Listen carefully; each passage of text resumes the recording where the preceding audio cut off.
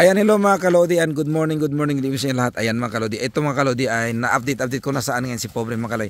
Si Pobre Makaloy mga kalodi andito sa ating farm na kambing. Ayan, ito po yung pinaghirapan natin sa United States. Ayan, ito nakita na talaga natin mga kalodi. Ayan, di ba nakita nyo naman yan. Masaya na ako mga kalodi na nakita natin yung pinaghirapan natin. So ngayon andito nga sila. Ayan, yung tagapakain ng ating kambing ay andyan.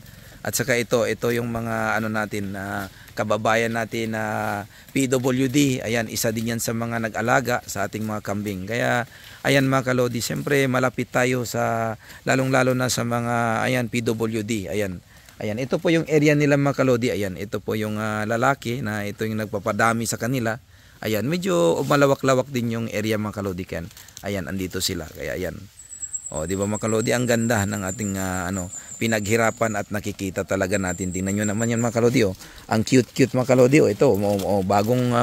Bagong panganak mga kalodi. Ang cute. Very friendly lang yan sila mga kalodi.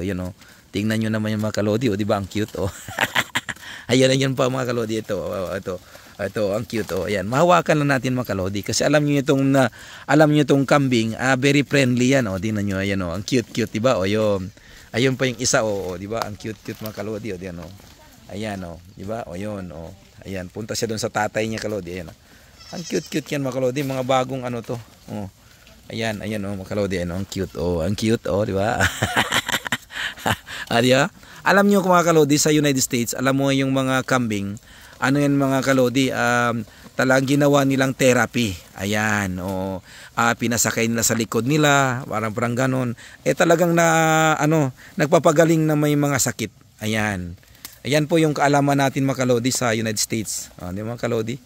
Di ba ang saya-saya mga kalodi? Alam nyo, tuwang-tuwa ako ngayon dahil nakita ko yung binaguran ko. At alam nyo na hindi pera ang habol natin, kundi na nakita mo kung yung talagang pinaghirapan. Di ba? Ayan mga kalodi.